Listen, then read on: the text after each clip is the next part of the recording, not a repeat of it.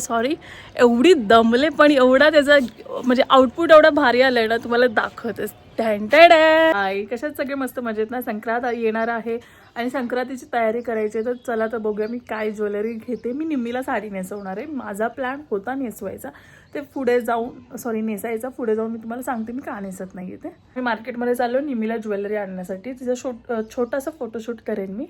मला जरी फोटोशूट जमणार नव्हता तरी माझ्या मुलीने ते पॉसिबल करून दाखवलं आणि ती बोलली की माझं तरी होऊ दे. तिचं करायचं होतं पण तिची फ्रॉक लवकर भेटली नाही, शिवायला टाकली. ती आमची सुंदर अप्सरा तुम्हाला वरती गेल्यावर तिचा चेहरा दाखवते आणि माझी साडी पूर्णपणे तिने वापरली.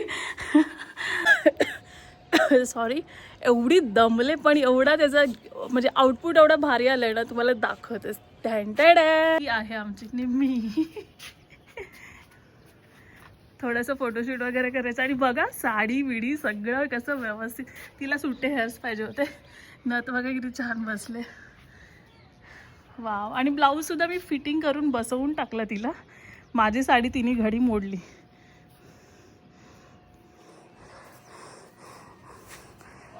आता थोडं फोटोशूट करून घेते. असा होता मेकअप. आवडला असेल तर नक्की कमेंटमध्ये सांगा. आणि किती क्यूट दिसते पोरगी.